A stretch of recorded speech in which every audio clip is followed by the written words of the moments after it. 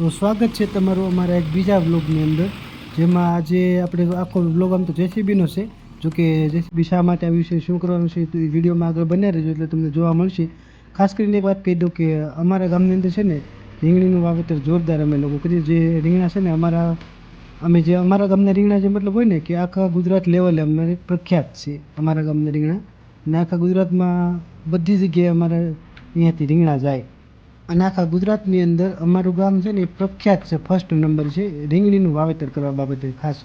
તો આજે આપણે વાડીએ જેસીબી આવી ગયું છે, જો કે ખાતર ખોલવાનું મતલબમાં કે ખાતરને આ દેશી ખાતર કહેવાય. દેશી ખાતરને છે ટ્રેક્ટરમાં ભરવાનું કામકાજ અત્યારે ચાલુ થઈ ગયું છે. એક ટ્રેક્ટર ઓલરેડી આવી ગયું છે અને અત્યારે જેસીબી છે એ ખાતરમાં ભરી રહ્યું છે. જો તમને વિડીયોમાં તમે જોઈ લેજો. આગળ આપણે વિડીયોમાં ટૂંકમાં બનાવી રહીશું. ચેનલ ઉપર નવા હોય તો સબસ્ક્રાઈબ ચોક્કસથી કરી લેજો. ઘણા બધા ખેતીવાડીના વિડીયો આવશે, મારા બીજા અલગ અલગ બ્લોગ આવશે, ઘણું બધું જે ચેનલ ઉપર આવશે એ વિડીયોમાં બનાવી રહેજો ભાઈ. શું કરવાનું છે, કઈ રીતે કરવાનું છે, આ બધું તમને વિડીયોમાં જાણવા મળશે. અત્યારે જેસીબી ખાતર ભરી રહ્યું છે. તો અત્યારે આપણો આ ખાતરનો એક ફેરો કમ્પ્લીટ થઈ ગયો છે, જે ભરાઈ ગયો છે. હવે આ ટ્રેક્ટર અહીંયાથી લઈને સીધું હમણાં વાડીએ લઈ જવાનું છે. તો તમને આગળ વિડીયોમાં બતાવું. અત્યારે જો આવી રીતના ખાતર ભરવાનું આવે ટ્રેક્ટરોમાં, જેસીબીથી ભરી લેવાનું. તો અત્યારે વાડીએ એમ તો પોગી ગયું છે અમે ખાતરનો ફેરો લઈને.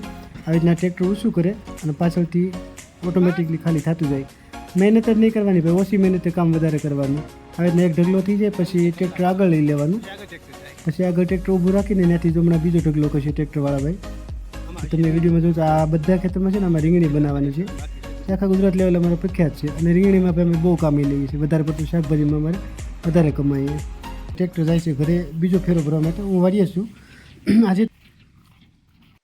તો વાડીએ ખાતર ભરવાનું કામ ચાલુ હતું એટલે પછી નવરો હતું, મેં કીધું આ એક વિડીયો બનાવેલો.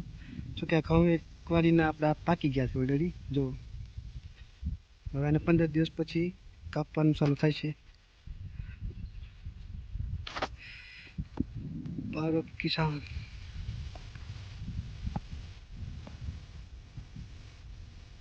ના છે આપણી વાડી. આ બધી રીંગણી આવી છે આમાં.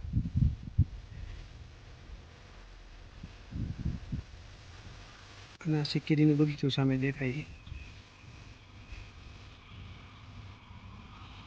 અને આપણું બીજું ટ્રેક્ટર ભરાય ઓલરેડી આવી ગયું છે.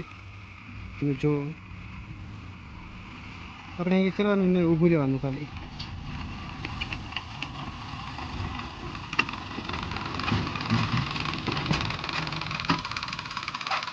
ખેડૂત મતલબમાં કેવું કહેવાય, ઓછી મહેનતે વધારે કામ કરવાનું.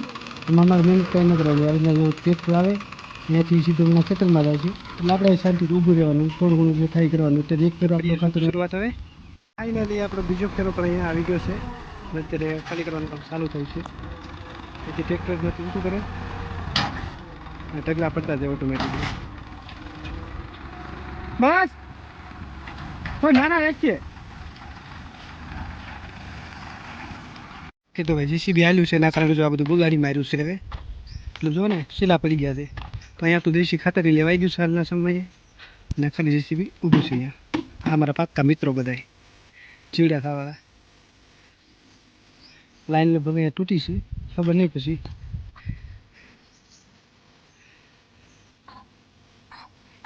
ચેનલ ઉપર નવા હોય તો સબસ્ક્રાઈબથી ચોક્કસ કરી લેજો.